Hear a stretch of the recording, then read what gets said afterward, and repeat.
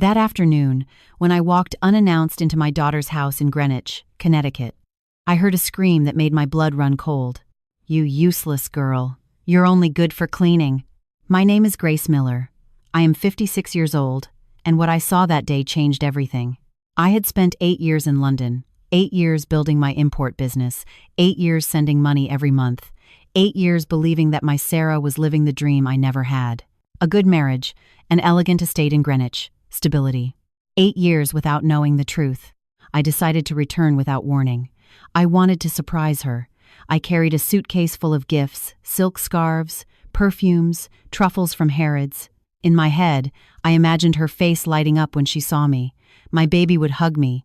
We would cry together. We would drink fresh coffee in her modern kitchen with that French press I gave her before I left. But when I arrived at that imposing 3-story residence with its manicured lawn and stone fountain, something didn't fit. I rang the doorbell. No one answered. The door was ajar. I walked in. The silence was strange, heavy, like when you know something bad is about to be revealed, but you don't want to see it yet. I followed the sound of running water. It was coming from the kitchen, and then I saw her. My Sarah, my daughter, on her knees, her hands red and trembling, scrubbing the marble floor with a dirty rag. She was wearing an old dress that I myself had given her years ago before I left. It was faded, torn at the shoulder. "Sarah," I whispered. She raised her head. Her eyes. My God. Her eyes were empty, as if something inside her had been extinguished a long time ago. Before I could hug her, I heard heels clicking on the marble. A tall woman entered, dressed in white, with perfectly coiffed hair and blood-red nails. She looked me up and down as if I were a fly in her kitchen. Then she looked at Sarah and screamed, "You useless girl! You're only good for cleaning! Are you done with the floor, or do I need to teach you again?" My daughter lowered her head and said nothing. I felt the air leave my lungs. That woman was Victoria Street. James, my daughter's mother-in-law, the mother of Rick, her husband, the owner of that house, or so she believed. In that moment, I didn't say a word. I just held that woman's gaze, and something inside me, something that had been dormant for 8 years, woke up. Because I hadn't returned just to visit. I had returned to find out why my daughter stopped calling me, why her messages were getting shorter, why when I asked if she was okay, she always replied, "Yes, Mom, everything is perfect." Now I knew. And what I did next, what I discovered in the following weeks, shocked the entire family. But I can't tell you that just yet. Sometimes we trust the wrong people too much. Have you ever been disappointed by someone you loved? Tell me your story in the comments. I want to read it. To understand what happened that day, I need to take you back to the past. Back to when Sarah was just a little girl with bright eyes running through our house in Queens. It was a small house, 2 bedrooms, a small backyard with wisteria climbing the fence. Every morning I brewed coffee in an old pot that had belonged to my grandmother. The aroma filled the whole house. Sarah would come down the stairs barefoot in her teddy bear pajamas and sit at the kitchen table waiting for me. "Good morning, Mommy," she would always say, with that soft voice that melted my heart. I would serve her a cinnamon bun, fresh from the bakery down the block, spread some butter on it, and we would sit together, just the 2 of us, while the sun came in through the window and made her brown hair shine. Her father had left us when she was 3. He never came back, never sent child support, never asked about her, so it was just us, always. I worked at a fabric store in the garment district. I didn't earn much, but it was enough. Sarah went to a public school, got good grades. The teachers told me, "Miss Miller, your daughter is very intelligent. She has a future." And I believed it. On Sundays, we went to the park. She would run among the trees. I would chase her. We laughed until our stomachs hurt. Then we would buy ice cream from a truck, sit on a bench, and she would tell me her dreams. "Mommy, when I grow up, I'm going to have a huge house with a garden, and you're going to live with me, and you'll never have to work again." I would stroke her hair. "I don't need a huge house, my love. Having you is everything." But she insisted, "No, Mommy, you'll see. Someday I'm going to give you everything you deserve. My little girl, my Sarah, so full of dreams." When she turned 18, she got into a private university to study graphic design. She got a partial scholarship. It wasn't a full ride, but I worked double shifts to cover the rest. It was worth it. Every sacrifice was worth it when I saw her leave the house with her backpack, smiling, full of hope. In her sophomore year, She met Rick. The first time she spoke of him, her eyes shone differently. Mom, I met someone. Oh? What's he like? He's handsome. He studies business administration. His family owns an import company. They're from a really good background, Mom. Something in her voice put me on alert. It wasn't happiness. It was astonishment. As if she couldn't believe someone like that had noticed her. And does he treat you well? I asked. Yes, Mom. He treats me like a queen. I should have listened better. I should have asked more, but I was tired. I worked so much, and seeing her happy, seeing her smile, was all I needed. Months later, Rick introduced himself. He arrived at our house in a German luxury sedan. He wore a crisp white shirt, an expensive watch, cologne that smelled like money. He greeted me politely, shook my hand firmly, called me Miss Miller with respect, but there was something in his eyes I didn't like. I couldn't explain it. It was as if he were appraising me, measuring, calculating how much we were worth. Your daughter is an exceptional woman, he told me. I am very lucky to have her. She is my treasure, I replied. He smiled, but the smile didn't reach his eyes. That night, when he left, I asked Sarah, "Are you sure about him?" "Why do you ask that, Mom?" "I don't know, honey. I just want you to be happy." "I am happy, Mom. He loves me. And his family. His family has welcomed me very well." A lie. But I didn't know it yet. A year later, they got married. The wedding was in an elegant ballroom at a hotel in Manhattan. Rick's family paid for everything. I could only give Sarah a set of hand-quilted linens I had made with my own hands. It took me 3 months to finish them. When I gave them to her, she cried. "Mom, this is the most beautiful thing anyone has given me." She put them in a special box. She promised she would use them always. After the wedding, everything changed quickly. Sarah moved into the St. James estate, that huge residence in Greenwich. I went only once. I was received with cold politeness. The mother-in-law, Victoria, looked me up and down, as if measuring every stitch of my dress, every year of my life spent working. "So you are Sarah's mother," she said without smiling. "How nice that you came. Sarah is inside. You may go in." She didn't offer me coffee, didn't offer me a seat. She made me feel like an intruder. And Sarah, my Sarah, was quiet. She smiled, but it was a tense smile, as if she were afraid of saying something wrong. When we were alone for a moment, I asked her, "Are you okay, honey?" "Yes, Mom.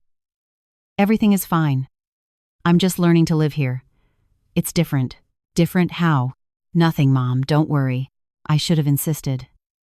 But a week later, I received a job offer in London. A friend who had emigrated years ago got me a position at a large logistics firm. The salary was 4 times what I earned in New York. I could send money to Sarah, help her, secure her future. I asked Sarah if I should go. "Mom, go. It's a great opportunity. I'm fine. Rick takes care of me." And I believed her because she was my daughter, because I loved her, because I wanted to believe her life was better than mine. I went to London, and for 8 years, I lived with the illusion that Sarah was living the dream I never had until that day. Until I saw her on her knees scrubbing the floor, with red hands, with empty eyes, until I heard that woman scream at her, "You useless girl, you're only good for cleaning." And I understood.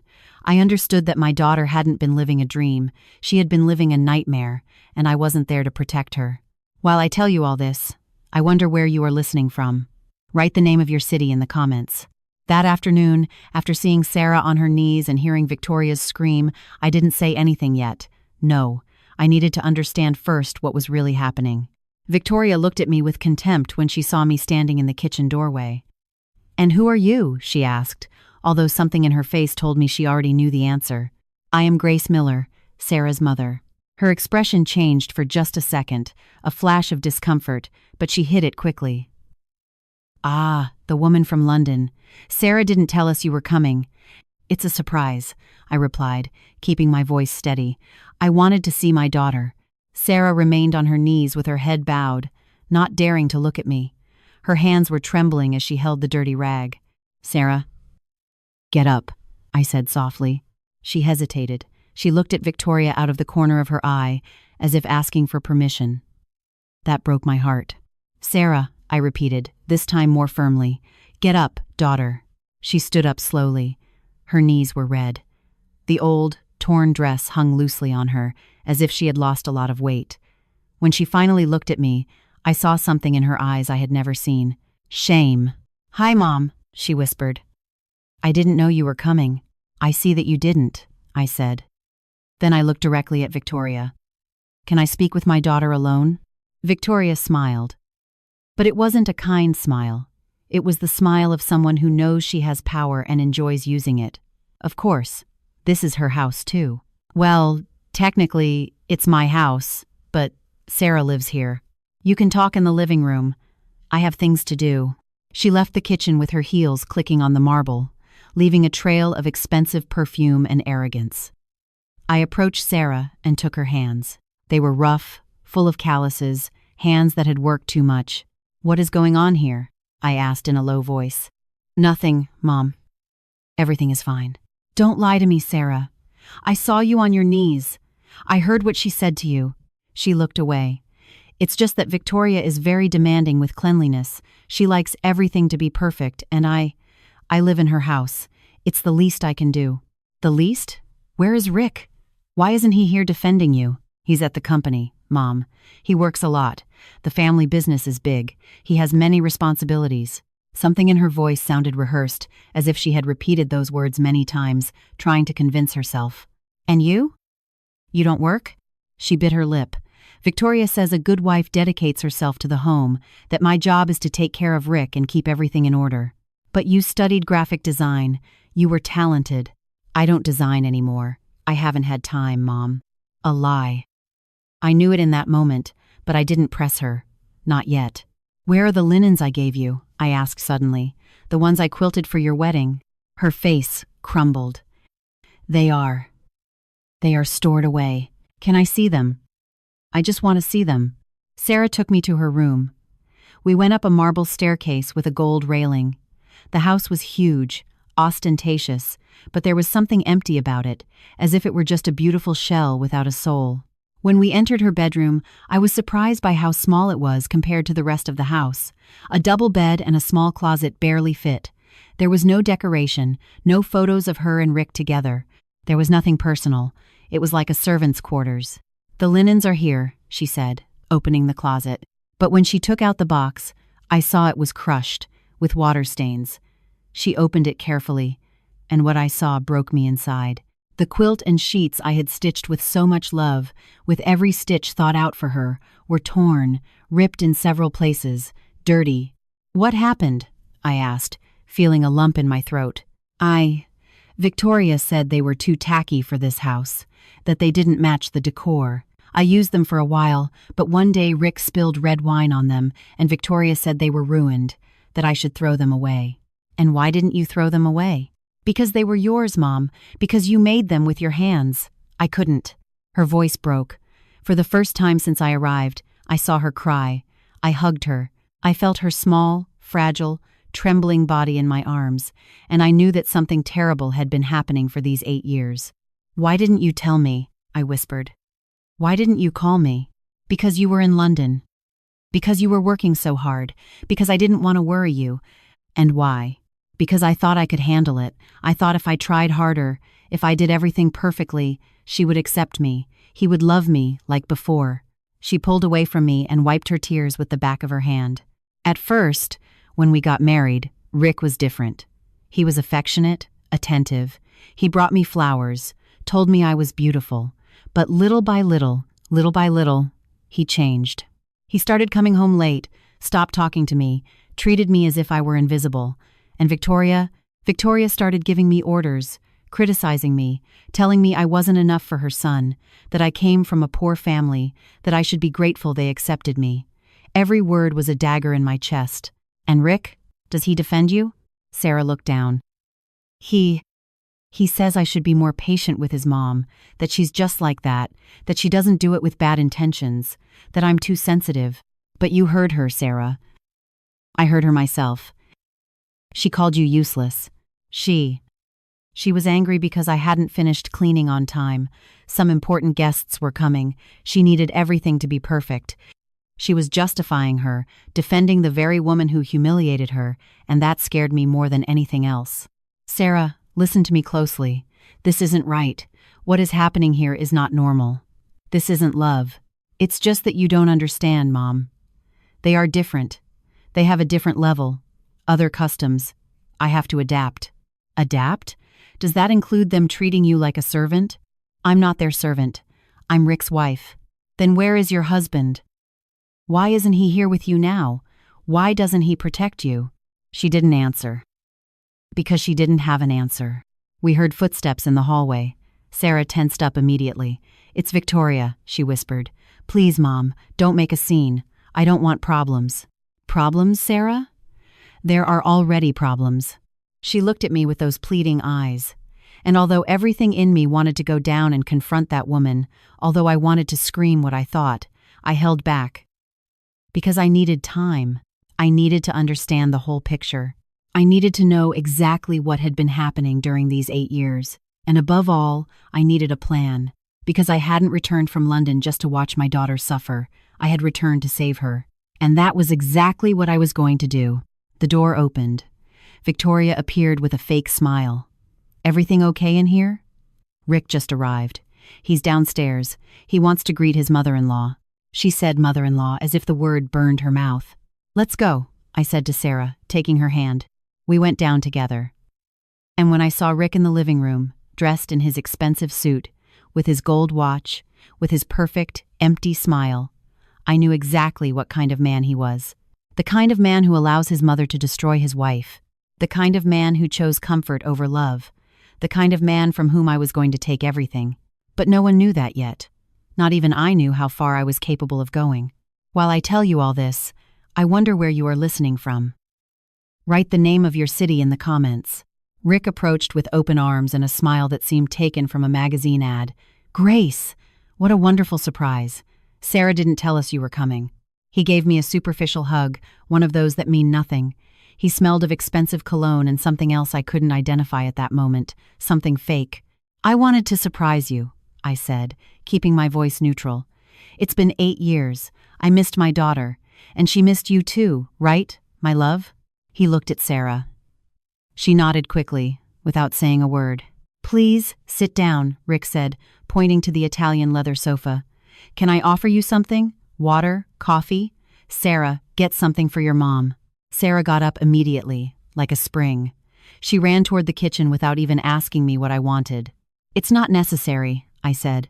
I don't want to be a bother. It's no bother, Rick replied, sitting opposite me with his legs crossed. This is your house, too. While you're in town, you can stay here with us. Victoria, who had been watching from the doorway, intervened immediately. Well, we would have to prepare the guest room. It's full of boxes right now. Perhaps it would be more comfortable for Grace to stay at a hotel. We can pay, of course. That won't be necessary, I said firmly. I've already booked a hotel. I just came to see Sarah. Victoria smiled with barely concealed relief. Rick continued talking, filling the silence with empty words about the business, about how well the company was doing, about the new contracts they had secured, about the expansion they were planning. My father's company, rest his soul, has grown a lot under my management. We import high-end European products, wines, oils, cheeses, that sort of thing. We have clients all over the country. I nodded as he spoke, but my mind was elsewhere. I was observing the expensive furniture, the paintings on the walls, the crystal chandeliers. Everything screamed money. But there was something that didn't add up. The curtains were a little frayed at the edges. The rug had old stains that someone had tried to hide. The leather sofa was cracked in some parts. It was like a beautiful facade that was starting to crumble. Sarah returned with a tray. She brought coffee in a fine porcelain cup and Danish butter cookies on a small plate. Her hands trembled slightly as she placed them on the coffee table. Thank you, honey, I said, taking the cup. I sat there for an hour listening to Rick talk and talk. Victoria interrupted occasionally to brag about her social connections, about the elegant dinners they attended, about the country club they belonged to. Sarah didn't say a single word the entire hour. She sat next to Rick, hands in her lap, back straight, staring at the floor. Like a statue, like a lifeless doll. When I finally stood up to leave, I asked Sarah to walk me to the door. Tomorrow, I want us to have lunch together, just you and me, I told her in a low voice. I don't know if I can, Mom. Victoria has an appointment and needs me to. Sarah, I am your mother. I haven't seen you in 8 years. One lunch. That's all I ask. She looked back to where Rick and Victoria were chatting. Okay, she whispered finally. Where? At the bistro near the park in the city. Remember? We used to go when I was little. Her eyes lit up for a second. A flash of the past. I remember. At 2 p.m. I'll be there. I hugged her. And in that hug, I felt everything she couldn't say with words. I felt her fear, her loneliness, her pain. That night at my hotel, I couldn't sleep. I tossed and turned in bed thinking about everything I had seen. Sarah's damaged hands, her old clothes, her silence, the way she asked for permission with her eyes before doing anything. My daughter had become invisible in her own life, and I hadn't been there to see it. The next morning, I arrived at the restaurant half an hour early. I wanted to have everything ready. I asked for a table by the window, the same one where we sat when she was small. I ordered coffee and waited. 2 p.m. arrived. Sarah didn't appear. 2:15. Nothing. 2:30. I sent her a text. No reply. At 3:15, when I was about to leave, my phone rang. It was Sarah. Mom, I'm sorry. I won't be able to make it. What happened? Something came up. Victoria needs me to accompany her to a doctor's appointment. Her driver is sick, and, Sarah, we had plans. We haven't seen each other in 8 years. I know, Mom. I'm so sorry. I promise that tomorrow something will come up too. Silence on the other end. It's not that, Mom. Then what is it? Tell me. Tell me the truth. You just don't understand how things are here. Victoria. She needs me. Rick works all day. I'm the only one who can help her. Help her, Sarah? She has money. She can hire anyone.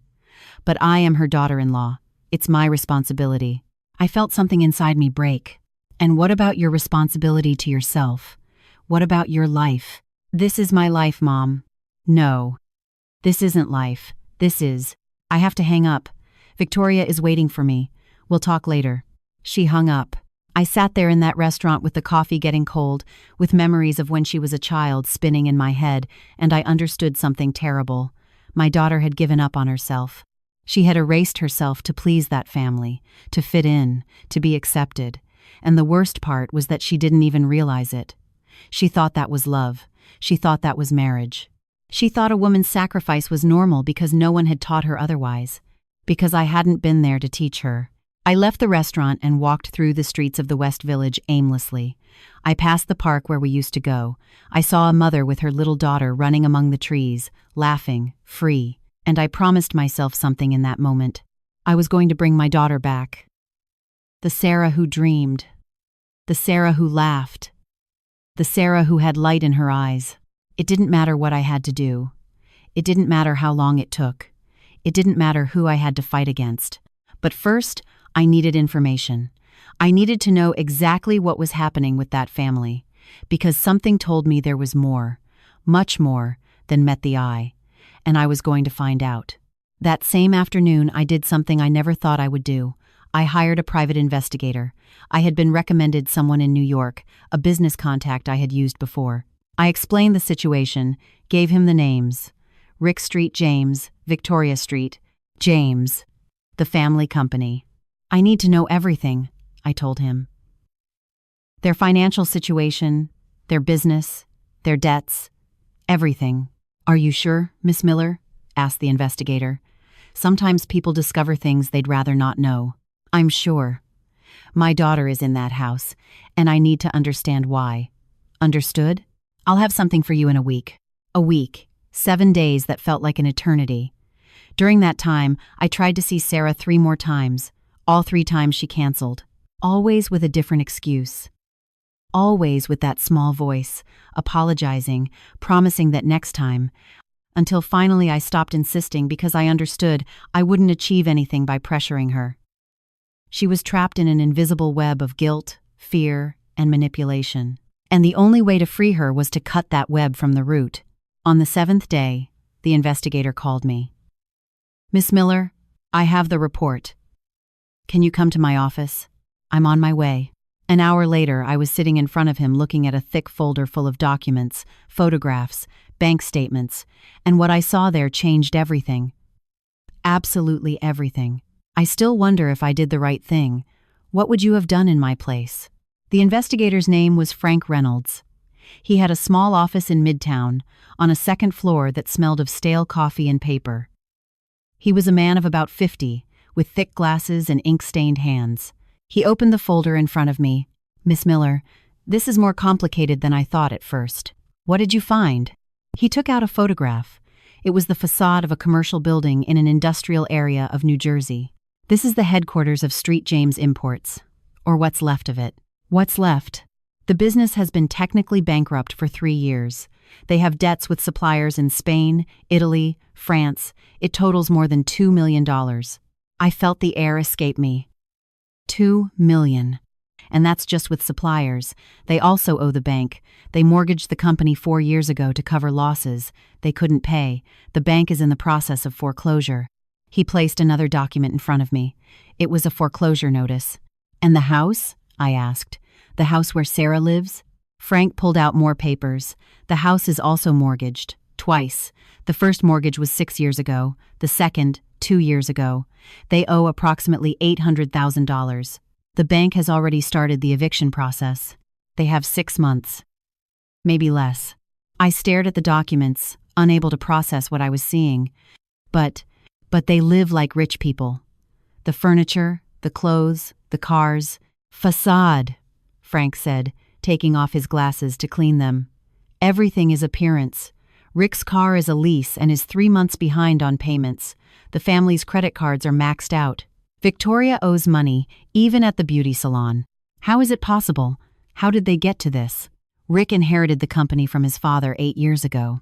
Apparently, Mr. Street James was a good administrator. He had contacts, reputation, experience. When he died, Rick tried to run the business, but he had neither his father's talent nor discipline. He started making bad deals, trusting the wrong people, spending more than what was coming in. And Victoria comes from a family that had money decades ago, but they have nothing left. She lives on appearances. She keeps going to her clubs, her dinners, pretending everything is fine. But the truth is they are drowning in debt. I looked at the photographs again. The house, the company, everything was a lie. "Is there anything else?" Frank asked with a softer voice. "Something about your daughter?" "What about Sarah?" He took out a bank statement. "For the last 5 years, Sarah has been transferring money from her personal account to the company account, small amounts at first, $500, $1,000. But in the last year, the transfers increased. Last month, she transferred $3,000. Where did she get that money? From you? From the transfers you sent her from London?" The world stopped. "What?" "Every month you sent her money for her to use, for her well-being, I imagine. But she was transferring it directly to the company to cover expenses, to pay debts, to maintain the illusion that everything was fine." I felt short of breath. "She never used that money for herself?" "No, ma'am. She used it to save her husband's family." My God. "Is there more?" "More." Frank placed a series of printed photographs in front of me.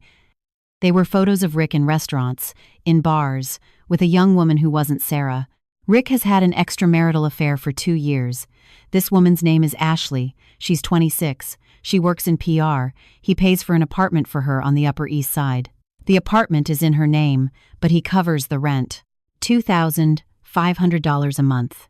Every word was a hammer blow. Does Sarah know? I don't know. But it's possible. How can he pay for an apartment if he's bankrupt? With credit cards? And probably with the money Sarah transfers? It's a vicious cycle. She gives him money to save the company. He uses it to keep his mistress. I closed my eyes. I felt nauseous.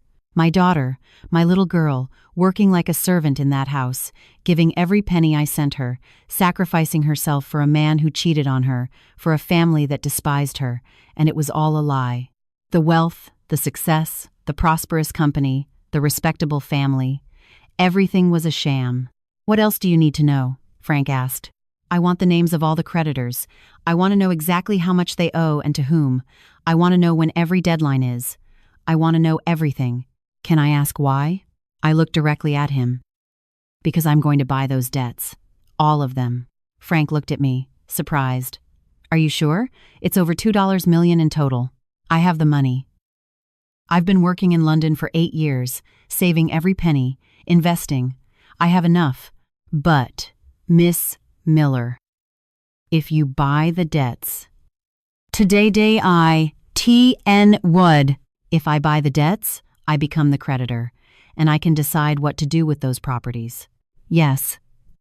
But, no buts. Do it.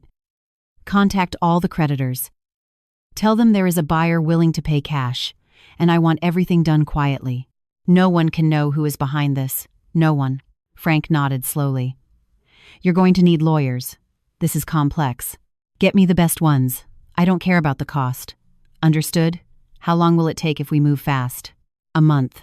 Maybe less. You have 3 weeks, Frank. My daughter has been suffering in that house for 8 years. I can't leave her there a day longer than necessary. He stood up and extended his hand. I'll do what I can. I left that office with the folder under my arm. I walked through the streets of Midtown, feeling a mixture of anger and determination I had never felt before. Rick Street James, Victoria Street James. They had taken my daughter. They had used her kindness, her innocence, her need to be accepted. They had turned her into their life raft, while they sank in their own incompetence and lies. And my daughter, my poor Sarah, had given everything. Her money, her time, her dignity, her soul. Because that's what good women do, right? They sacrifice, they stay silent, they endure, they smile while bleeding inside, but not anymore. That night in my hotel, I did the math. I reviewed my savings, my investments, everything I had built in 8 years. I had enough. Just enough to buy all of the Street James family's debt. I would be left without savings, without a financial cushion, without security, but that didn't matter, because my daughter was more important than any amount of money. The next day I tried to see Sarah again. This time I went directly to the house without warning. I rang the bell. A housekeeper opened the door, an older lady in a gray uniform. Good morning. I'm looking for Sarah. Mrs. Sarah went out with Mrs. Victoria. They went to the salon. What time will they be back? I couldn't tell you. And Mr. Rick? He is in his study. Do you want me to tell him? Not necessary. I'll come back later. But I didn't leave. I stood outside looking at that huge house with its perfect facade, its spotless windows, its well-kept garden. It was all a lie. And very soon, that entire lie was going to come crashing down. I spent the next few weeks meeting with lawyers, signing documents, transferring money. Frank worked fast and quietly. He contacted the bank first. I offered to pay the full debt, plus an additional 20%, in exchange for them transferring the mortgage to my name immediately. They accepted. Then we went to the European suppliers. Many had already written off the money as lost. When I offered to pay 70% of what was owed in cash, they signed without hesitation. In 2 weeks, I had the title deeds to the house and the company in my hands. Everything legal, everything documented, everything in my name. Grace Miller, the woman who came from Queens, the one who worked in a fabric store, the one who cleaned floors so her daughter could study. Now I was the owner of everything the Street James family boasted about. But I didn't tell them anything yet. It wasn't time yet. First, I needed Sarah to know the truth. And that was the hardest part of all. Because the truth wouldn't just destroy the illusion of her marriage, it would destroy everything she had believed for 8 years. The night before confronting them, I dialed Sarah's number. She didn't answer. I left her a message. Daughter, I need to see you. It's urgent. Please call me. An hour later, my phone rang. Mom. Sarah. Thanks for calling. I need us to meet tomorrow. It's just that tomorrow Victoria has. Sarah. I interrupted her. Please. It's important. More important than anything Victoria needs. There was a long silence. Is everything okay, Mom? No. Everything is not okay. But it will be, I promise. Can you come to the hotel tomorrow at 10 a.m.? Okay. I'll be there. Thank you, honey. I love you. I love you too, Mom. I hung up and looked out the window of my hotel at the city lights. Tomorrow everything would change. Tomorrow justice would begin. The morning arrived with a gray sky threatening rain. I woke up at 6, although I hadn't slept. I had really spent the whole night rehearsing the words, preparing myself for what I had to tell Sarah. I didn't know how she would react. If she would believe me, if she would get angry at me for investigating her life, if she would side with Rick and Victoria, but I had to try. I went down to the hotel restaurant and ordered coffee. I couldn't eat anything. My stomach was churning.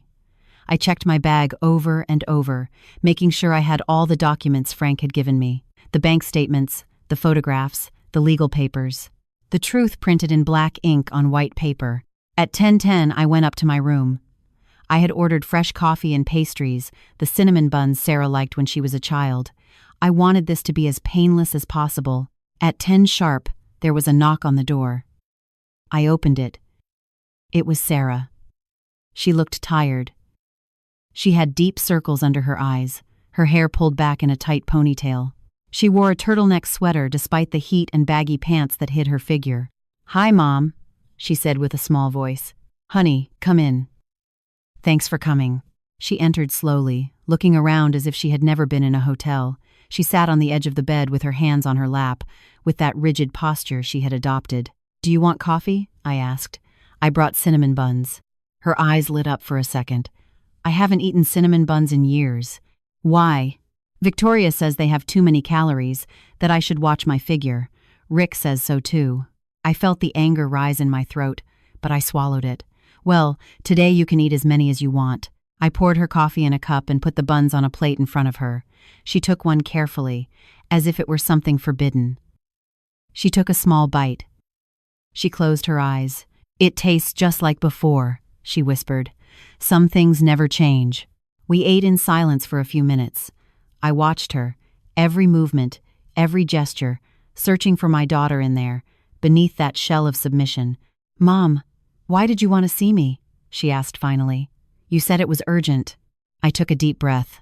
"Sarah, I need you to listen to me. Everything I'm going to tell you is true. I have proof. But I need you to promise me you're going to listen until the end before reacting." Her face went pale. "You're scaring me." "I don't want to scare you. I want to save you."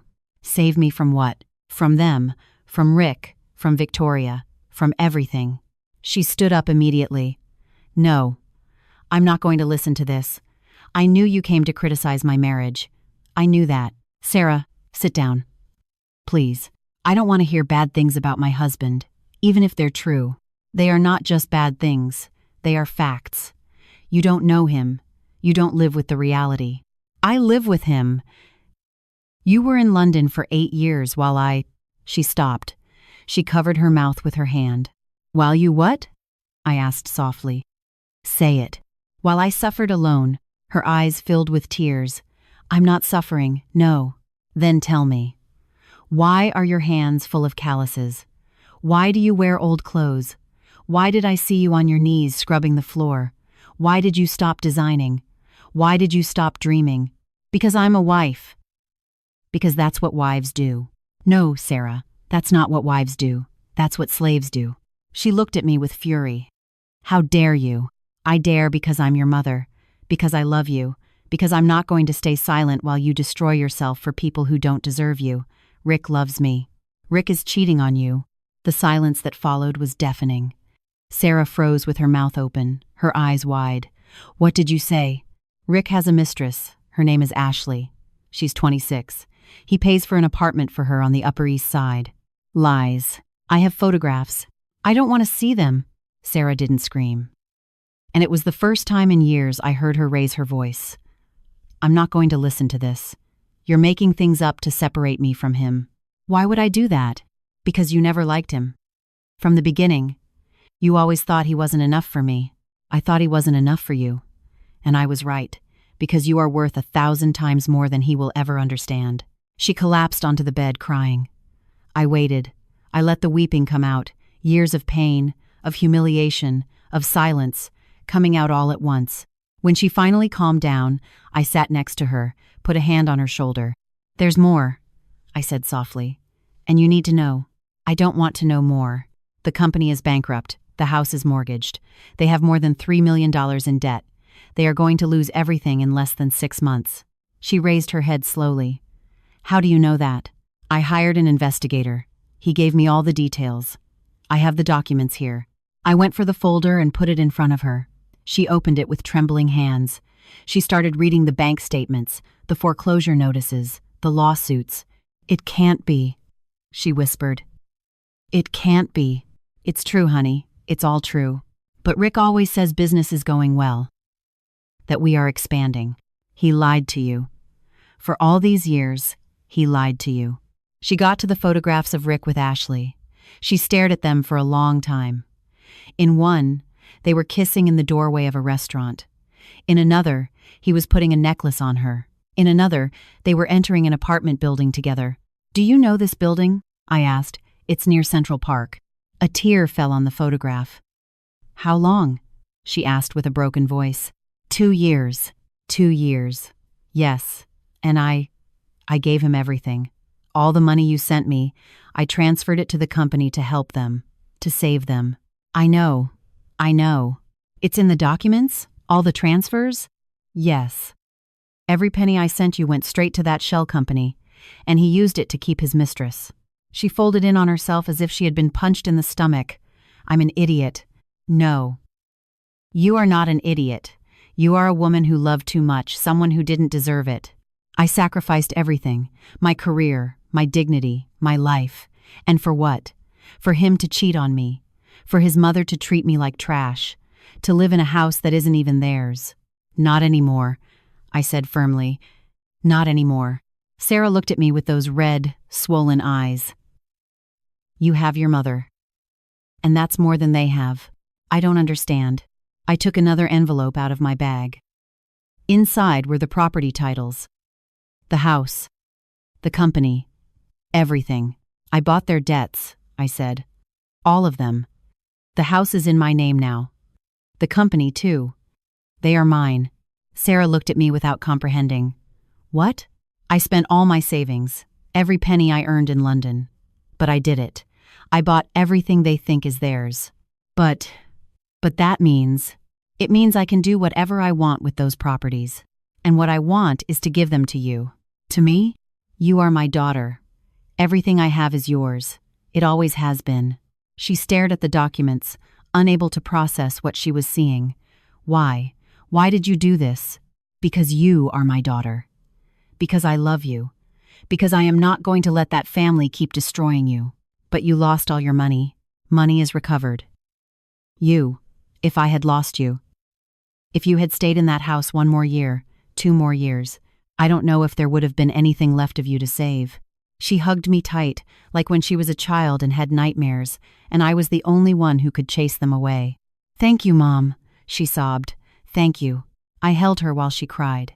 Years of unshed tears, years of swallowed humiliation. When she finally pulled away, her face was soaked, but her eyes were different. There was something there I hadn't seen in days. Something I thought had disappeared forever. There was fury. "What are we going to do?" she asked. "We are going to get your life back." "How?" "Tomorrow we are going to go to that house together. And we are going to tell them the truth. That they have nothing anymore. That everything is mine now. And that they have to leave. They are going to be furious. Let them be. They can't do anything to you anymore. You don't have to fear them anymore. And afterwards? Afterwards, you decide. If you want to keep the house is yours. If you want to sell it and start over somewhere else, we do that. If you want to go back to design school, you pay for it with the sale of the company. Whatever you want, honey. For the first time in 8 years, you decide." I saw something transform in her face, as if after years of being asleep, she was finally waking up. "I want them to suffer," she said in a low voice. "I want them to feel what I felt. They will. Life takes care of that. But we are not going to dirty our hands with vengeance. We are going to do justice. And justice is simply telling the truth and letting the consequences fall where they may. When? Tomorrow at 10 a.m., we go together. What if Rick asks me not to? What if he tells me he loves me? Do you believe him?" She thought about it for a long time. "No," she said finally. "Not anymore. Then it doesn't matter what he says." That night, Sarah stayed at my hotel. She didn't want to go back to that house. Not yet. We slept in the same bed like when she was a child and afraid of the dark. But this time I was the one who was afraid. Afraid she would change her mind. Afraid that love or what was left of it would make her go back. Afraid of losing her again. But when I woke up the next morning, she was already up. She was standing in front of the mirror looking at herself. "You know what's the saddest thing?" she said without turning around. "That I stopped recognizing myself. For years, I haven't known who I am. Then it's time you found out." She turned to me. "I'm ready, Mom. Let's finish this." And in that moment, I saw a flash of the Sarah she had been, the girl who dreamed of having a big house so her mother would never work again, the young woman who studied design and had light in her eyes. The woman she could have been, if she hadn't met Rick, was still there, buried deep. But she was there, and I was going to help her get out. We arrived at the house at exactly 10 a.m. Sarah was wearing a dress we had bought the night before at a store in Manhattan. It was navy blue, simple, elegant. She had worn her hair down for the first time in years. She looked different. She looked like herself. I wore my best suit, the one I used for important meetings in London, and carried the folder with all the documents under my arm. Sarah took out her keys, but before opening, she looked at me. "Are you sure about this, Mom?" "Completely." "And you?" She took a deep breath. "Yes. I can't keep living like this. I can't keep being invisible." "Then let's go in." She opened the door. The house was silent. We heard voices coming from the dining room. Victoria and Rick were having breakfast. We walked together toward there. Our footsteps echoed on the marble. When we entered the dining room, both looked up surprised. Rick had the newspaper in one hand and a cup of coffee in the other. Victoria was eating sliced fruit with a silver fork. They both looked at us as if we had interrupted something sacred. "Sarah," Rick said. "I didn't know you had gone out. Where did you spend the night?" "With my mother," she replied, and her voice sounded firmer than I expected. "In her hotel," Victoria frowned. "You should have called. We were worried. We thought something had happened to you." "Really?" asked Sarah. "Were you really worried? Or did you not even notice I wasn't here?" Rick put down the newspaper. "What's wrong with you?" "Why that tone?" "Because we have to talk. The three of us. Well, the four of us. My mother is in this conversation too." Victoria looked at me with disdain. "What is she doing here? Does she live here?" "Well," I said calmly. "Technically, I am the owner of this house now, so I am the one who should ask what you are doing here." The silence that followed was absolute. Rick and Victoria froze like statues. "What are you talking about?" Rick asked slowly. "I'm talking about the fact that I bought all your debts, the mortgage on this house, the mortgage on the company, the debts to the suppliers, everything. And when one buys the debt, one becomes the creditor, which means this house is legally mine." I put the folder on the dining table, opened it, took out the documents, and placed them one by one in front of them. "Here are the property titles transferred to my name a week ago, all completely legal. You can check with your lawyers if you want, although I suspect you can't afford lawyers right now." Rick took the papers with trembling hands. He started reading. His face turned white. "This can't be real." "It is completely real." Victoria stood up abruptly. "How dare you? How dare you enter my house and—" "It is not your house," I interrupted her. "Not anymore. And it hasn't been for a long time. You owed over $800,000 to the bank. You were going to lose it anyway. I just accelerated the process. Who do you think you are? I am Sarah's mother. The woman you used for 8 years. The woman whose money you used to maintain your farce of wealth while treating my daughter like garbage." "We didn't treat her like garbage," screamed Rick. "Sarah is my wife. She lives in a beautiful house. She has everything she needs." "Everything?" Sarah asked, and her voice trembled but didn't break. "I have everything? Do I have respect? Do I have love? Do I have dignity?" "Of course you do." "Liar." "I have nothing. I am your servant. Your mother's servant. I clean her floors. I wash her clothes.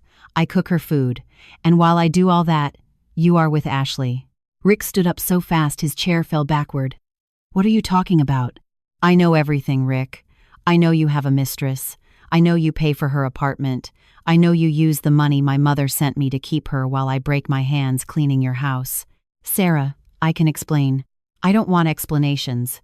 Not anymore." Victoria intervened with a venomous voice. "This is your fault," she pointed at me. "You put these ideas in her head. You are manipulating her against her own family. Her family? I laughed humorlessly.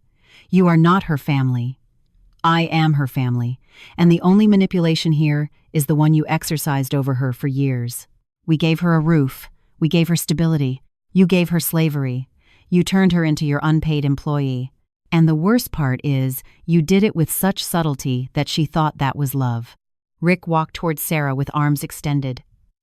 My love, please. This is a misunderstanding. Your mother doesn't understand how things work here.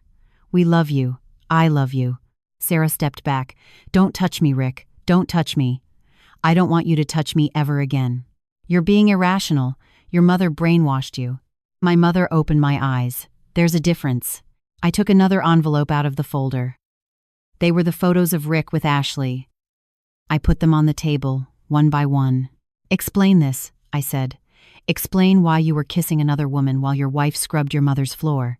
Explain why you paid for an apartment for your mistress with the money she gave you to save the company. Rick looked at the photographs. All color disappeared from his face. That's not what it looks like. No? Then what is it? It's complicated. It's not complicated, said Sarah. It's betrayal. Plain and simple betrayal.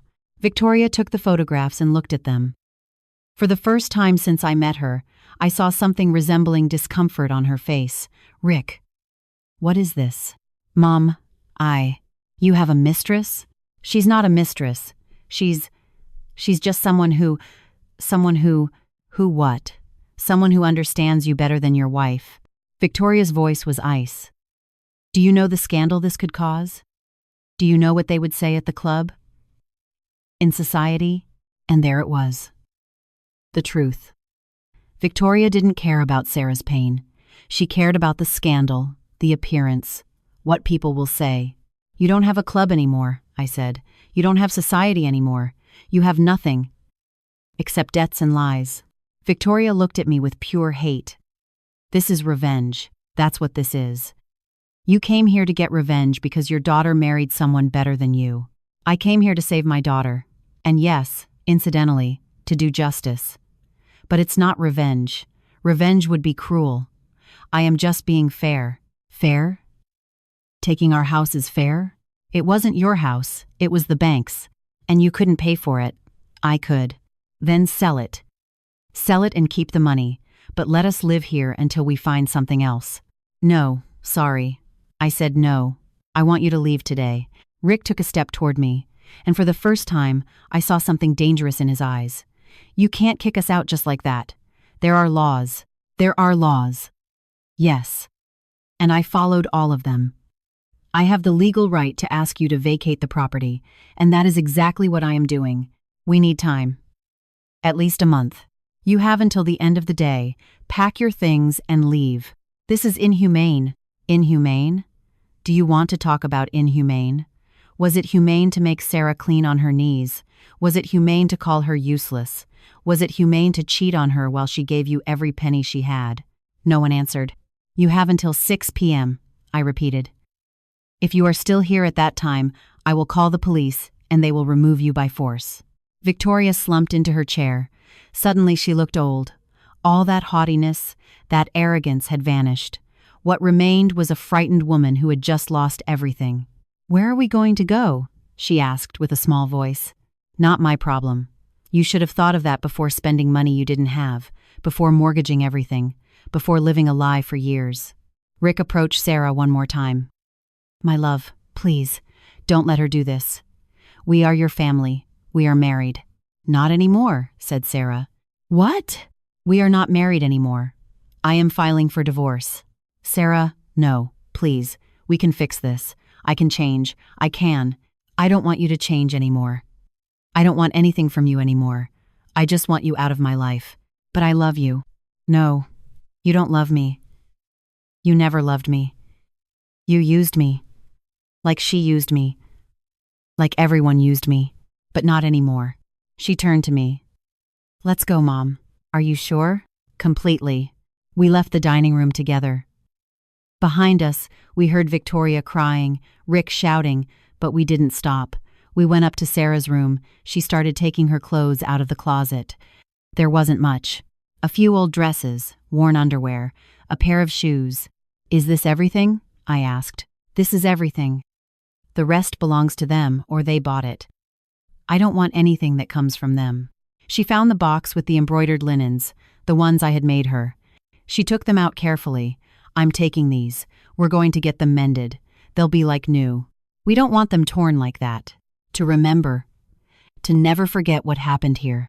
She packed everything in a small suitcase. Then she looked around the room. 8 years, she said. 8 years of my life in this place, and I don't have a single thing I want to keep. Not a photograph, not a memory, nothing. Then let's leave it all behind. Yes, let's leave it all behind. We went down with the suitcase. Rick was in the living room, sitting with his head in his hands. Victoria had disappeared, probably into her room. When he saw us pass, he stood up. "Sarah, please, don't leave. We can talk. We can fix it." "There is nothing to fix.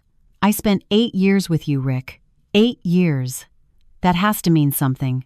It means I wasted 8 years of my life. But I'm not going to waste one more day. You might regret it. Maybe. But I prefer to regret leaving than regret staying." We left the house. The sun was shining bright. It had stopped threatening rain. The sky was clear. Sarah stopped at the entrance, turned to look at the house one last time. "Are you okay?" I asked her. "I don't know. I think I don't feel anything yet. It's like I'm floating. It's normal. It's shock. But it will pass. And after, we live. You decide what to do with this house, with the company, with your life. But you decide. No one else. I want to sell it all. I don't want any of this. I just want to start over." "Then that's what we'll do." We got into the Uber I had called. As we drove away, I looked in the rearview mirror. Rick had come out to the door. He watched us leave. He had slumped shoulders, defeat written in every line of his body, but I didn't feel pity for him. He had had 8 years to be a good husband, 8 years to defend Sarah, 8 years to love her truly, and he had wasted every one of those days. Now he would have to live with those consequences. And I finally had my daughter back. The following months were strange, like living in 2 worlds at the same time. On one hand was the legal part, the lawyers, the papers, the divorce process, which Rick tried to drag out as long as he could. The negotiations to sell the house and the company, all that cold, bureaucratic world that forced us to face the Street James family over and over again. On the other hand was Sarah, my daughter, rebuilding herself piece by piece. We rented a small apartment in Brooklyn. 2 bedrooms, a tiny kitchen, a fire escape that looked out onto the street. It wasn't luxurious. It didn't have marble or crystal chandeliers, but it was ours. The first weeks were the hardest. Sarah cried at night, not because she missed Rick, but because she was processing all the damage they had done to her, all the lost time, all the version of herself she had buried to please others. "I feel empty, Mom," she told me one night. "Like I don't know who I am. I spent so long being what they wanted that I forgot who I was. Then this is the moment to remember. Or better yet, to discover it anew." We started slowly. Small steps. I bought her sketchbooks and colored pencils, the same ones she used when she studied design. "I don't know if I still can," she said, looking at them with fear. "Just try. It doesn't have to be perfect.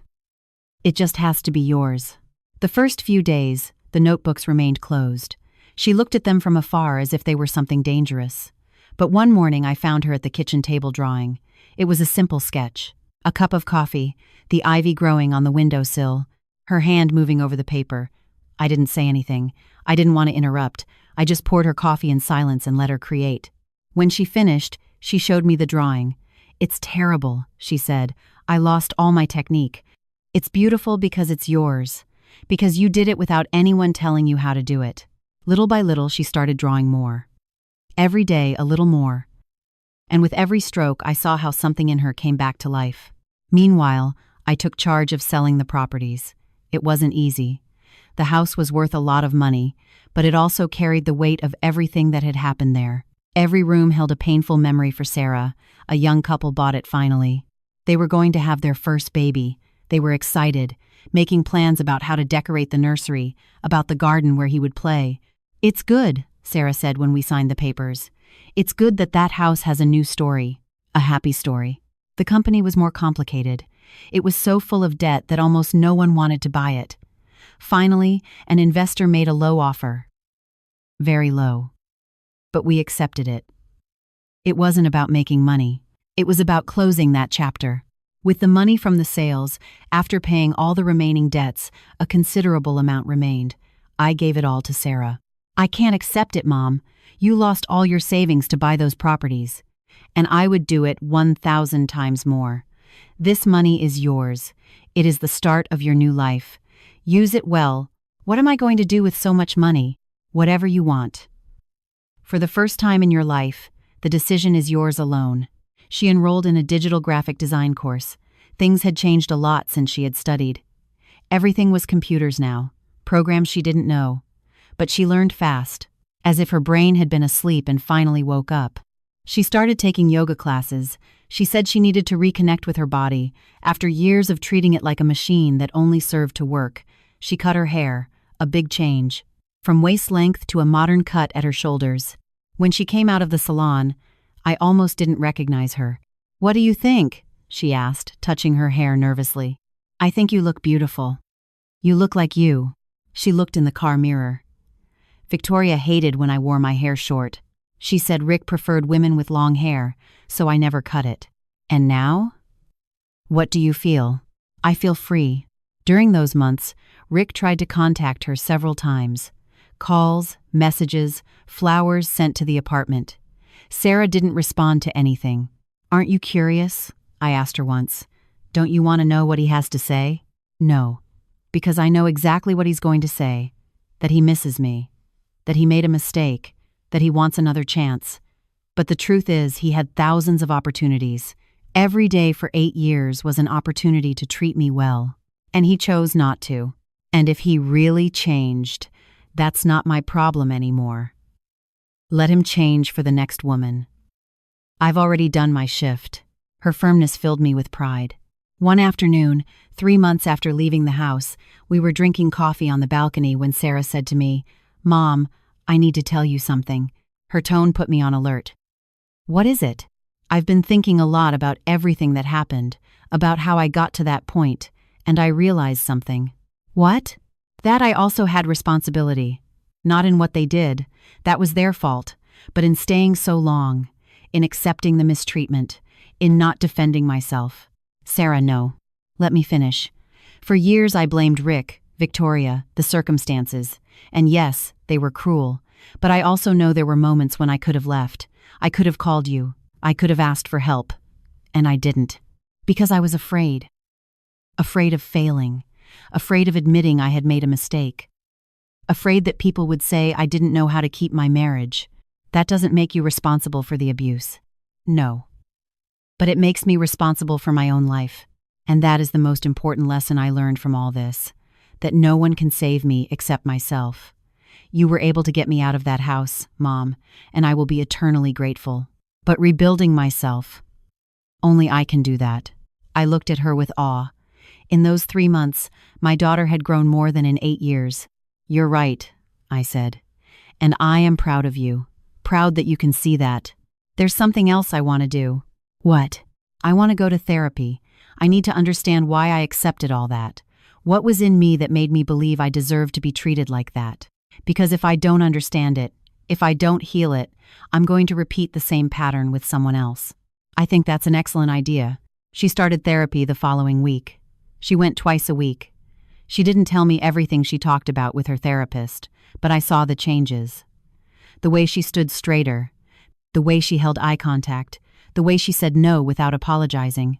One night, after one of her sessions, she arrived at the apartment with red eyes, but with an expression of peace. "Are you okay?" I asked. "Yes. Today we talked about forgiveness." "Forgiving Rick?" "No. Forgiving myself.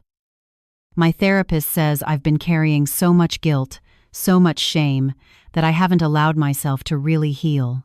That I need to forgive myself for all the times I didn't defend myself. For all the years I lost.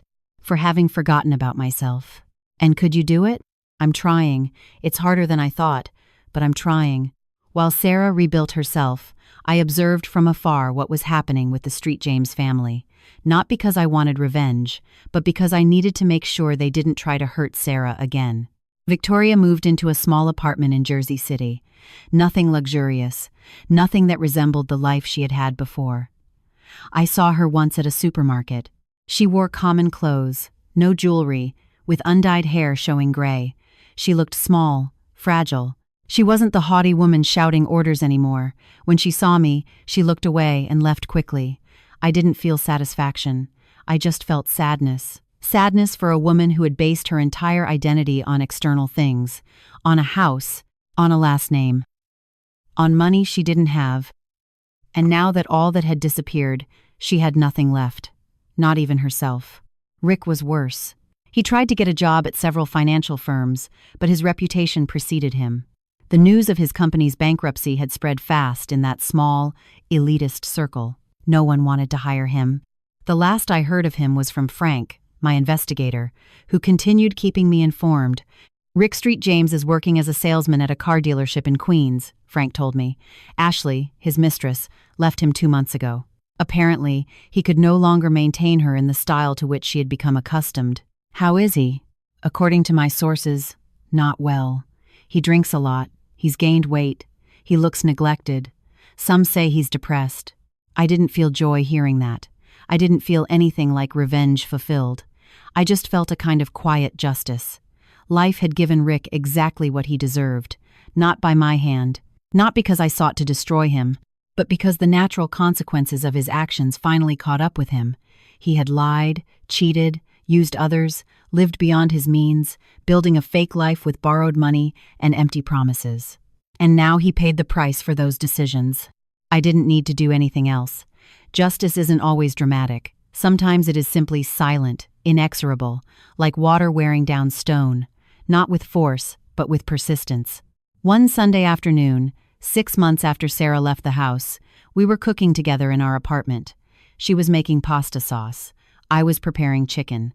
The radio played soft music in the background. The doorbell rang. Sarah went to open it. She came back with a large envelope. "What is it?" I asked. "I don't know. It has no return address." She opened it carefully. Inside was a handwritten letter. I recognized it immediately. It was Rick's handwriting. Sarah read it in silence. Her expression didn't change. When she finished, she put it on the table. "What does it say?" I asked, although I wasn't sure I wanted to know. "It says he forgives me, that he understands if I can't, that he knows he ruined everything, that he's going to therapy, that he's trying to be a better person, that he doesn't expect us to get back together, but he wants me to know he's sorry. And what do you feel?" She thought about it for a long moment. Nothing. And that's the weird part. I would expect to feel rage, or sadness, or something, but I just feel nothing, like I'm reading about a stranger. Maybe that is true closure. When someone who once meant everything to you now means nothing. Maybe. She took the letter and put it in a drawer. I'm not going to answer. There is nothing to say. He will have to learn to live with his guilt. I already learned to live without him. And in that moment, I knew my daughter was really healed, not because she had forgiven Rick. Forgiveness would come with time, or maybe it would never come, and both things were fine. But because she had recovered something much more valuable than forgiveness toward others, she had recovered respect for herself. The first year after the separation passed like a strange dream. There were difficult moments, nights of insomnia, days when Sarah questioned every decision, but there were also moments of light, of laughter, of rediscovery. I went back to work at a logistics company in Manhattan. I didn't earn the same as in London, but it was enough. And the best of all was that I was close to Sarah. I could watch her grow. I could be there when she needed me. Sarah finished her graphic design course and started taking freelance jobs. At first, they were small projects, a logo for a coffee shop, a flyer for a store, but her talent was undeniable. And little by little, her reputation grew.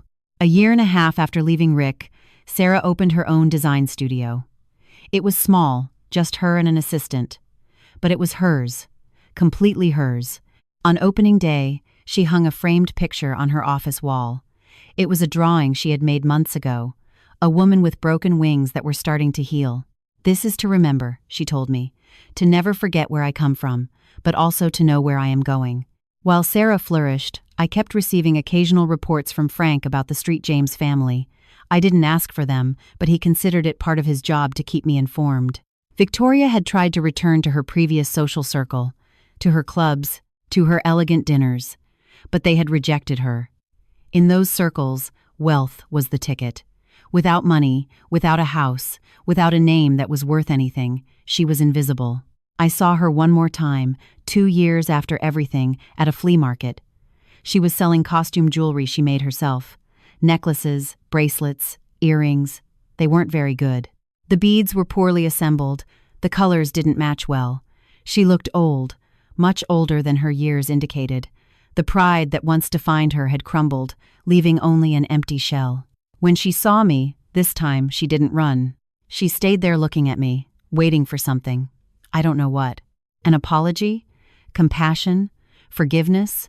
I approached her stall. I picked up a necklace. It was blue and silver, poorly made, but there was some effort in it. How much? I asked. $20. She said with a hoarse voice. I gave her 40. Keep the change. I don't need your charity. It's not charity. It's justice. You took 8 years with my daughter from me, but you also taught me something important. You taught me that money doesn't make people. Character does. Her eyes filled with tears. I know what I did to Sarah. I know, and if I could turn back time, but you can't. No one can.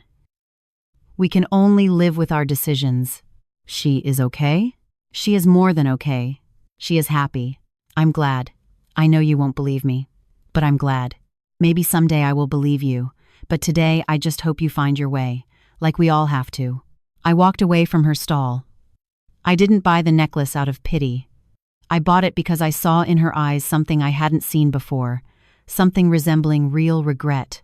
Not the regret of having been caught, but the regret of having caused harm. Maybe it was real, maybe not, but it wasn't my problem to decide anymore. Rick, on the other hand, didn't have the same awakening. According to Frank, he continued blaming everyone but himself. He blamed the economy, his suppliers, his bad luck, me for having stolen his company, Sarah for having abandoned him when he needed her most. He never took responsibility for anything. He worked in various places during those 2 years. He never lasted long. He always had problems with his bosses, with his coworkers. There was always someone else who was to blame for his failures. His mother couldn't help him anymore. She was struggling with her own survival, and Ashley, the mistress, had disappeared a long time ago. She had married a successful businessman and lived in Miami. Rick lived alone in a studio apartment in Queens. It wasn't a bad place, but it was very far from the Greenwich mansion, very far from the life he had known. I saw him once. It was accidental. I was in a coffee shop near my work when he walked in. He didn't recognize me immediately. He was distracted looking at his phone. He had changed a lot. He had aged quickly. His hair, once always perfectly styled, was messy and graying. He had gained weight. His clothes were common, wrinkled. He didn't wear that expensive watch anymore. He didn't smell like designer cologne. When he finally saw me, he stopped dead. For a moment I thought he would approach, that he would say something, but he just looked at me with a mixture of shame and resentment. Then he looked away and left the coffee shop without ordering anything. That night I told Sarah, "And how did you feel seeing him?" she asked. Sad, not for him, but for what could have been. He had everything. A wife who loved him. A company his father built with effort. Opportunities many never have, and he wasted it all. You know he tried to contact me again, right? Yes? You hadn't told me. It was a month ago. He messaged me on social media. He told me he had seen my design work, that he was impressed, that he wanted us to know he was proud of me. And what did you answer? Nothing. I blocked his account. Because I understood something, Mom. What? Rick wasn't proud of me. He was jealous. Jealous that I rebuilt my life while he stayed sunk in his. You're right. For a long time, I thought my success would be my revenge against him, that he would see how well I'm doing and regret it. But the truth is, my success has nothing to do with him. It is mine alone. And his failure has nothing to do with me. It is his alone. My daughter had matured in ways I never imagined possible. 3 years after the separation, something happened that neither of us expected. Sarah met someone. His name was Andrew. He was an architect. quiet, kind, with a genuine smile and eyes that really saw her. The first time she brought him to dinner, I observed every gesture, every word, searching for warning signs, searching for any similarity with Rick, but there were none. Andrew asked for her opinion on everything. He listened when she spoke. He treated her as an equal, not as an accessory. When she mentioned she had been married before, he didn't judge. He just said, "We all have a past. The important thing is that we learn from it." After he left, Sarah asked me, "What do you think?" "I think he seems like a good man.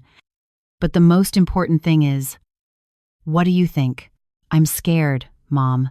Scared of making a mistake again. Scared of confusing kindness with love. Scared of losing myself again." "Those fears are normal. But there is a big difference between now and before." "What?" "Now you know yourself. You know what you are worth. You know what you deserve. And if something isn't right, you will know how to recognize it and get out before it's too late." "You think?" "I know. Because you already did it once, and it was much harder." So Sarah and Andrew continued seeing each other. Slowly, without rushing, building something genuine on solid foundations. One day, 4 years after everything, I was walking through downtown when I saw an announcement in a newspaper someone had left on a bench. It was an obituary. Victoria Street James had died of a heart attack. She was 68 years old. The funeral would be private, only for close family. I told Sarah that night. "Do you want to go?" I asked. She thought about it for a long time. "No. I have nothing to say there. I have nothing to say goodbye to. She ceased to exist for me, years ago." "Are you sure?" "Completely. But I am going to do something." "What?" "I'm going to light a candle. Not for her, but for the woman she could have been if she hadn't lived her whole life out of fear and appearances." That night, Sarah lit a candle on our balcony. She didn't pray. She just stayed there in silence, watching the flame. "You know what's the saddest thing?" she said after a while. "That Victoria was never really bad. She was just scared. Scared of losing her social position. Scared of being no one without her money. And that fear made her cruel." It's a very wise way to see it. My therapist says understanding isn't the same as forgiving. That I can understand why someone hurt me without having to forgive them. And I think she's right. I understand Victoria, but I don't forgive her. And it's okay for it to be like that. Yes. It's okay. The candle burned out slowly. When it went out, Sarah closed the window and came back inside. "That's it," she said. "That chapter is closed." 6 months after Victoria's passing, I received a message from Frank. "Miss Miller, I thought you would want to know. Rick Street James is admitted to a hospital. He tried to commit suicide." I felt a blow to the chest. "Is he alive?" "Yes. They found him in time. He is under psychiatric observation." "Does Sarah know?" "I don't think so. There is no public news. I only knew because I keep contacts in those circles. Should I tell her?" "That depends on you." That night, when Sarah came home, I told her. Her reaction surprised me. She didn't cry. She didn't get upset. She just nodded slowly. "It makes sense," she said. "Rick always based his worth on external things.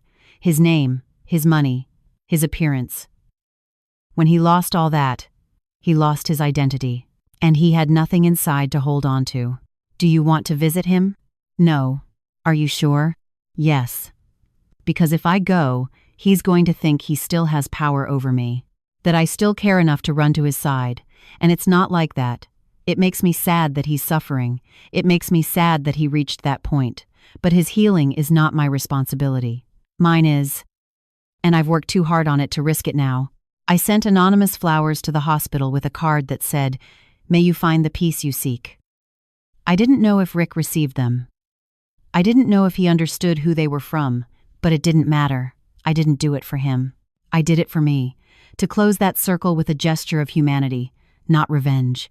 Months later, Frank informed me that Rick had been discharged, that he was going to mandatory therapy, that he had entered a support group for men with depression. "They say he's really trying to change," Frank told me. "That for the first time he is taking responsibility for his actions. I'm glad for him. Truly." "Truly?" "Yes. Because the best punishment isn't eternal suffering, it's that the person finally understands the damage they caused and has to live with that knowledge. That is true justice. Life went on. Sarah and Andrew got engaged. The wedding was small, intimate, in a garden full of wisteria, like the ones we had in our house in Queens when she was a child. When I saw her walk toward the altar, with that simple but beautiful dress she had designed herself, with that genuine smile that lit up her face, I knew we had reached the end of the dark road. My daughter was back. Not the Sarah from before, someone better, someone stronger, someone who had gone through the fire and come out forged instead of burned. That night, at the reception, Sarah looked for me. "Mom, I want to dance with you." "Now?" "But it's your wedding. You should be with Andrew." I already danced with him. Now I want to dance with the woman who saved me, with the woman who taught me that true love doesn't make you small, it makes you grow. We danced under the garden lights with soft music in the background, and while I held her, I remembered all the times I had held her before, when she was a baby, when she learned to walk, when she fell and scraped her knees. And now, after the worst fall of all, she was standing again, stronger than ever. "Thank you, Mom," she whispered, "for not giving up on me.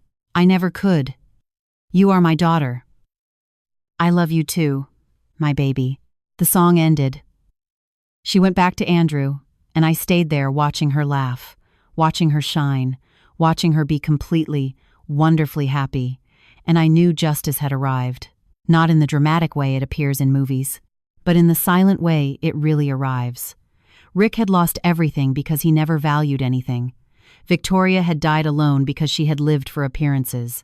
And Sarah, who had lost years of her life, had recovered them multiplied in quality, in depth, in meaning. That is true justice. Not revenge, not someone else's suffering, but the natural balance life brings when we finally stop fighting against it and start flowing with it. Life always collects its debts, but it also pays its rewards.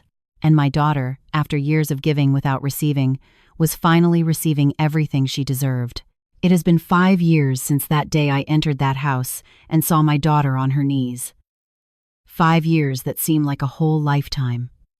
I am sitting now on the balcony of my apartment, the same one where Sarah lit that candle for Victoria. I have a cup of coffee in my hands, freshly brewed, as I've always liked it. The aroma takes me back to our house in Queens, to the mornings with Sarah when she was a child. But I don't live in that Brooklyn apartment anymore. 2 years ago, I moved to a smaller one, closer to Sarah's studio. She insisted on helping me with the rent, but I told her no. I needed to do this alone. I needed to rebuild my own savings, my own stability. Because that is another lesson I learned in all this process, that giving everything for our children sometimes isn't loving them. Sometimes it's taking away the opportunity to learn to fend for themselves. Sarah is now 36 years old. Her design studio grew. She has 5 employees, clients all over the country, even some international ones. Last month, she won a design award for a social campaign about domestic violence. When she went up on stage to receive the award, she spoke about her experience. She didn't name names. She didn't point at anyone.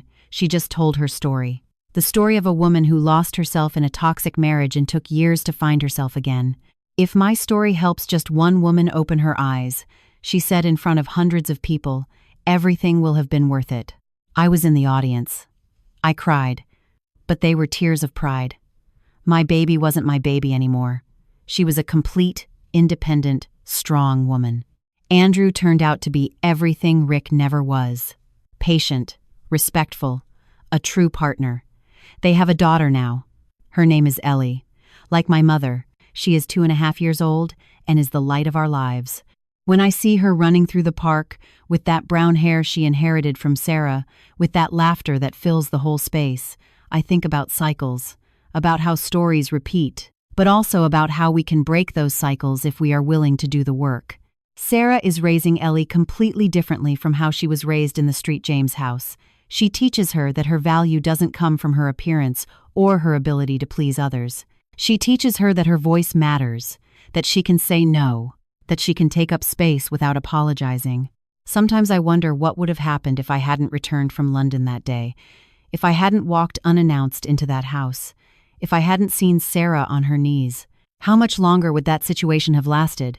Would Sarah have survived? Not physically, maybe, but emotionally. Would there have been anything left of her to save? I don't know, and it terrifies me to think about it.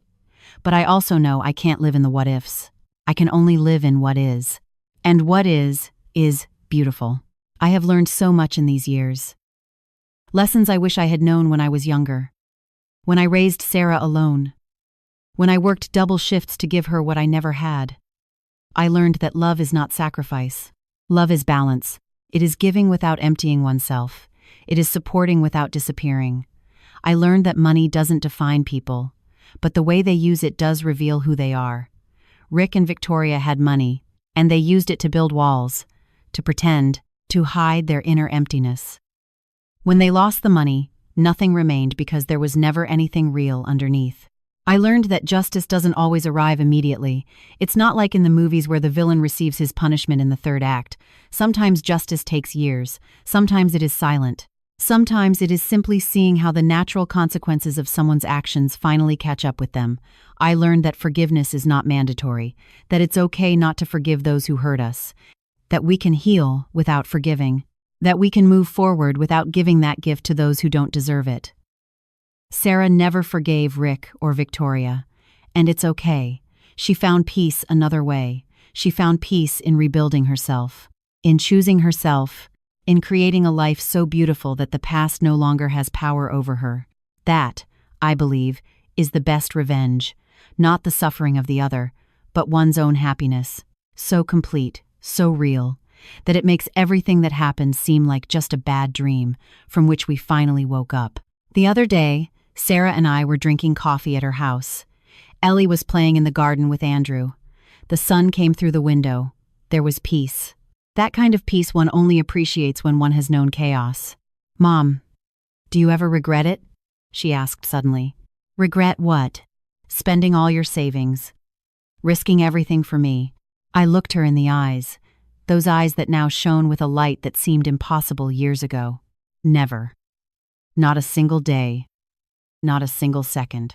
"But you lost so much. I gained more. I got you back. And there is no amount of money in the world worth what you are worth." Her eyes filled with tears. Sometimes I think about how much time I lost. 8 years. 8 years of my life in that house. 8 years I'm never going to get back. You didn't lose them. You invested them. How can you say that? Because those 8 years taught you lessons you never would have learned otherwise. They taught you who you don't want to be. They taught you what kind of love not to accept. They taught you your own strength. And now, with Andrew, with Ellie, you are living a completely different life because you know exactly what you don't want to repeat. Do you believe everything happens for a reason? I don't know if everything happens for a reason, but I do believe we can find reason in everything that happens. We can choose what to do with the pain, if we let it destroy us, or if we use it to build something better. I chose to build. I know. And I am so proud of you. We stayed in silence for a while watching Ellie play. That little girl who exists because Sarah had the courage to get out. Who exists because I had the courage to return. Sometimes I think about all the women who are right now in the situation Sarah was in. Trapped in marriages that destroy them. Convinced that is love. Convinced they don't deserve better. And I wish I could reach each of them and tell them what I told Sarah. That they deserve to be loved, not tolerated. That true love doesn't hurt, doesn't humiliate, doesn't make you small. That it is never too late to get out. Never too late to choose yourself. That the years they felt they lost are not really lost. They are lessons.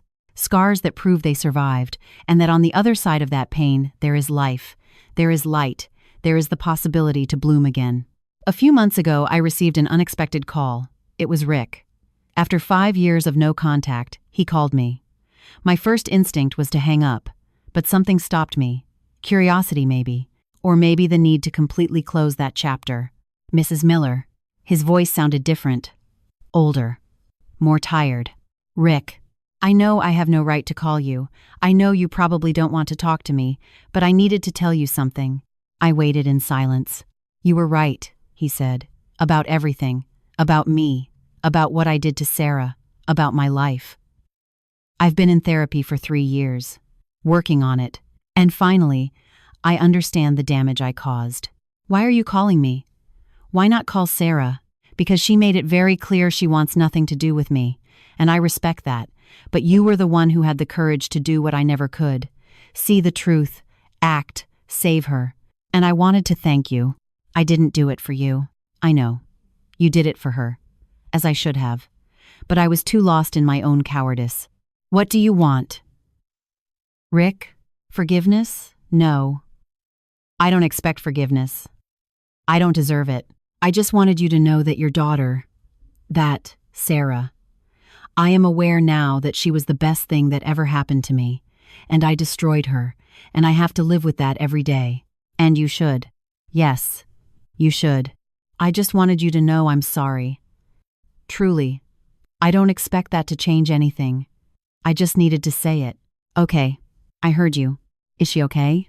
Sarah is more than okay. She is happy. She has a beautiful life, a life you will never be able to touch. I'm glad. Truly. I'm glad. I hung up after that.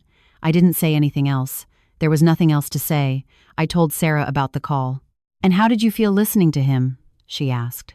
I think he really has changed, or at least he's trying, but that doesn't concern us anymore, does it? No. Not anymore. I'm glad for him. Truly. I hope he finds peace. But that peace has nothing to do with me. Exactly. You know what's the most liberating thing about all this, Mom? What? That I don't care anymore if he suffers or if he is happy. He doesn't take up space in my head anymore.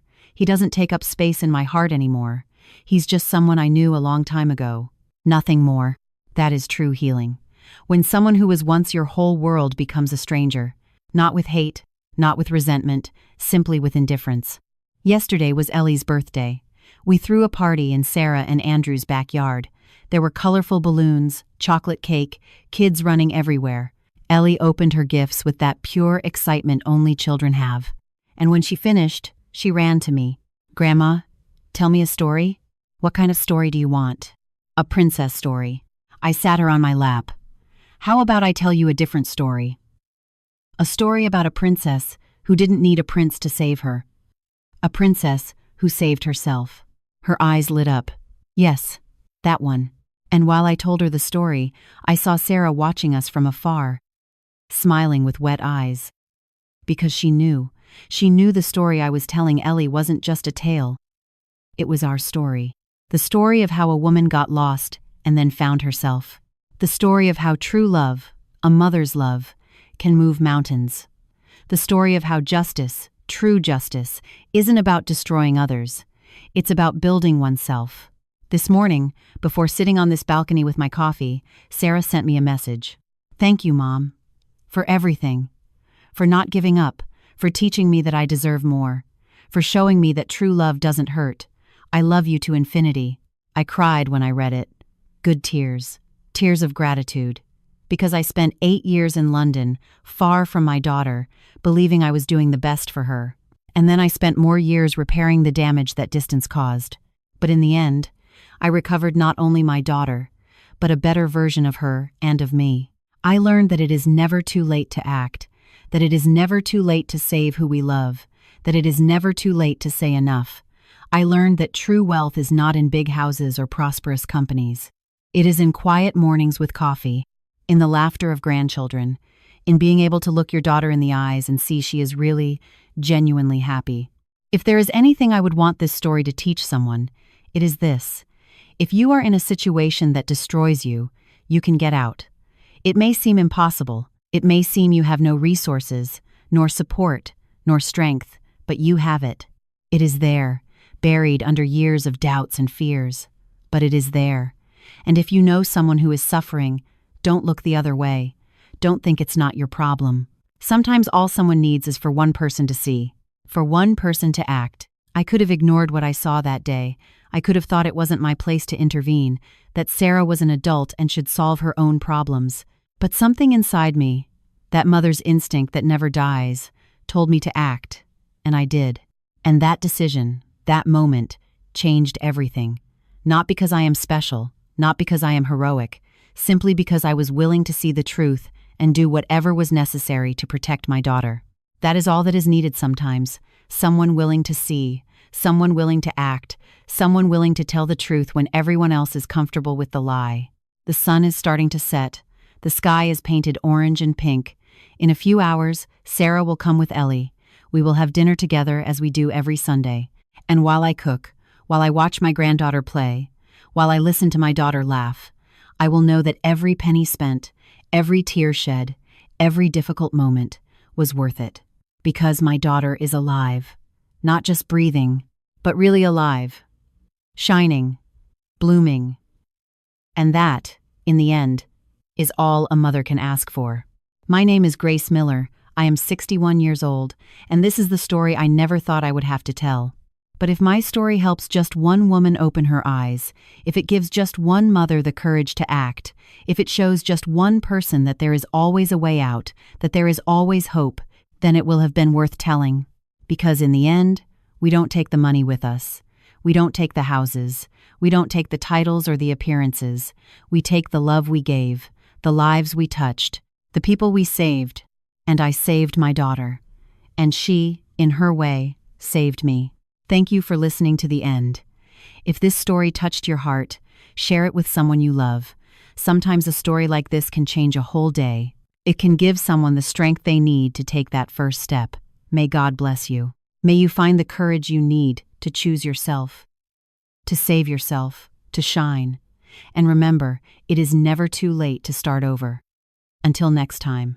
And may every day be an opportunity to write a better story than yesterday's.